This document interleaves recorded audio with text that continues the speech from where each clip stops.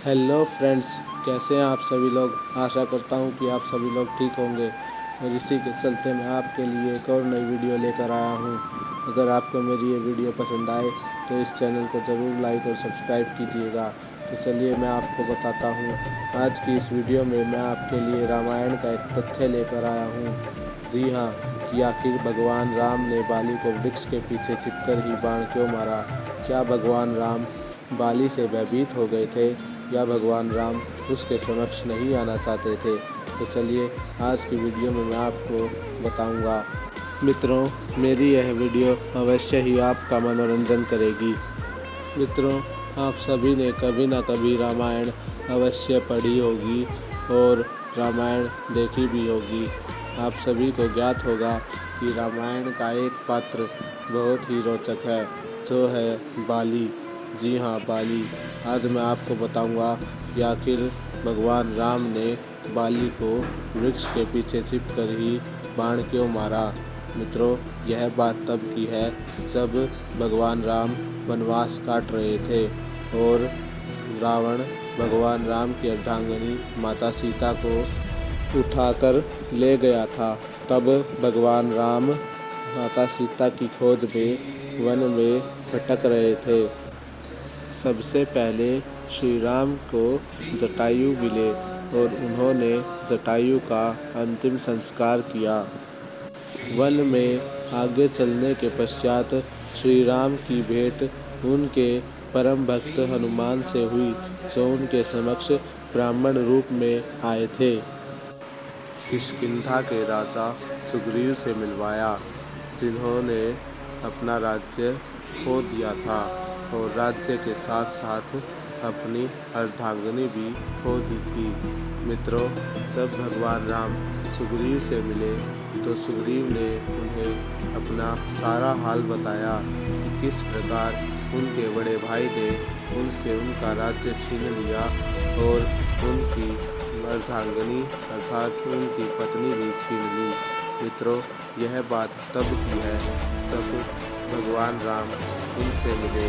तब माना जा रहा है कि जब भगवान राम उनसे मिले तो सुग्रीव ने उन्हें बताया कि किस प्रकार एक असुर से युद्ध करते समय सुग्रीव और बाली उस असुर से युद्ध करते समय वन में एक गुफा में चले गए थे। तब सुग्रीव को बाली ने कहा था कि तुम यहीं रुको और मैं उस असुर को समाप्त करके वापस आता हूँ। यदि मैं उस गुफा से वापस नहीं आऊँ या उस गुफा से रक्त की धाराएं बहें तो इस गुफा के द्वार को बंद कर देना।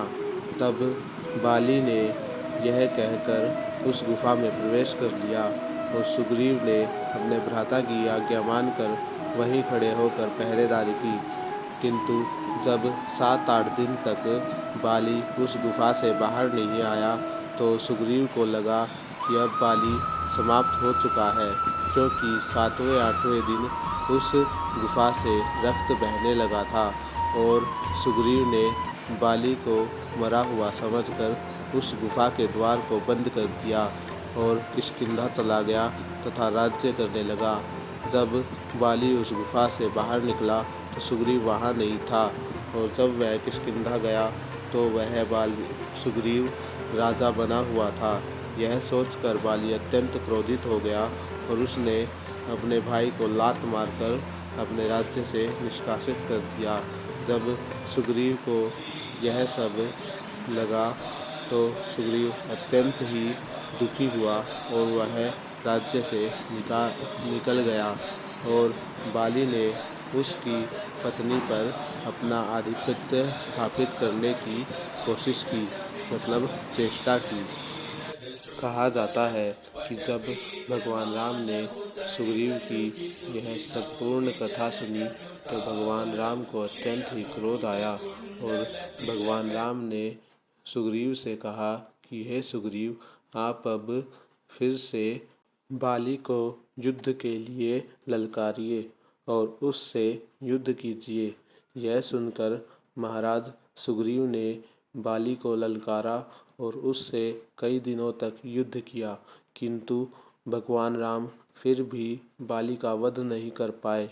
ऐसा इसलिए हुआ क्योंकि जितने दिन भी बाली और सुग्रीव का युद्ध होता, उतने ही दिन भगवान राम छिपकर बाली पर बाण चलाने का प्रयास करते, किंतु भगवान राम इसलिए दुविधा में पड़ जाते क्योंकि उन दोनों की छवि एक समान थी। इस कारण भगवान राम यह नहीं तय कर पाते कि दोनों में से कौन बाली है और कौन सुग्रीव। जब भगवान राम के समक्ष महाराज सुग्रीव आते तो वह यही प्रश्न करते कि हे भगवान, मैं तो आपके कारण ही युद्ध करने जाता हूँ, किंतु आप ही मेरी सहायता नहीं करते हैं। तब भगवान राम सुग्रीव से कहते हैं कि हे सुग्रीव, आपकी और बाली की छवि एक समान है, इस कारण मैं आप पर बाण चलाऊंगा तो या तो आपको लगेगा या फिर बाली को लगेगा, इस कारण मैं बाण नहीं चलाता हूँ। तब भगवान राम सुग्रीव से कहते हैं कि आप मेरी माला पहन जाइए, इससे मुझे यह पता चल जाएगा कि आप दोनों में से कौन सुग्रीव है और कौन बाली। तब भगवान राम की बात सुनकर महाराज सुग्रीव उनकी माला पहनकर बाली से युद्ध करने के लिए जाते हैं और वह कई देर तक बाली से मल्ल युद्ध करते हैं, किंतु उनका कोई परिणाम नहीं निकलता है। तब भगवान राम बाली और सुग्रीव में से सुग्रीव को पहचान लेते हैं और बाली पर एक भीषण प्रहार करते हैं, जिससे बाली मूर्छित हो जाता है, अर्थात मूर्छावस्था में चला जाता है। जब उसको होश आता है तो वह भगवान राम से यही प्रश्न पूछता है कि हे भगवान राम, आपने मुझ पर बाण किस कारण से चलाया है, वो भी छिपकर एक कायर की तरह। तब भगवान राम बाली से कहते हैं कि हे बाली, तुम एक पापी हो जिसने अपने ही भाई की पत्नी पर कुदृष्टि डाली है और अपने ही भाई को राज्य से निष्कासित किया है। इस कारण मैंने तुम पर बाण चलाया है, वो भी छिपकर। एक कारण यह भी है कि यदि मैं तुम पर प्रहार करता तो वह प्रहार सुग्रीव पर लगता और जिससे सुग्रीव की मृत्यु होती और तुम बचते। और तीसरा कारण यह था मित्रों कि भगवान राम ने बाली को छिपकर इस कारण मारा क्योंकि बाली को यह वरदान प्राप्त था कि जो कोई भी बाली के समक्ष आएगा उसकी आधी शक्ति बाली में समाहित हो जाएगी। किंतु आप सबको पता है कि श्री राम नारायण के अवतार थे, इस कारण यदि भगवान राम बाली के समक्ष आते तो भगवान राम की एक अंश मात्र शक्ति से ही बाली का संपूर्ण शरीर भस्म हो जाता और इस कारण जो लीला भगवान राम करना चाहते थे वह लीला संपूर्ण रूप से नहीं हो पाती। इस कारण भगवान राम ने बाली को वृक्ष के पीछे छिप कर मारा था। मित्रों, अगर आप सभी को मेरी ये वीडियो पसंद आती है तो इस वीडियो को लाइक कीजिएगा, बेल आइकन को प्रेस कीजिएगा और कमेंट सेशन में कमेंट करके बताइएगा ताकि मैं आपके लिए ऐसी ही बढ़िया बढ़िया वीडियो लाता रहूं। मैं हूं आपका पुराना दोस्त भवानी सिंह और आप सब देख रहे हैं मेरा चैनल भवानी स्टोरीज़, कहानियों का बक्सा। धन्यवाद और जय हो।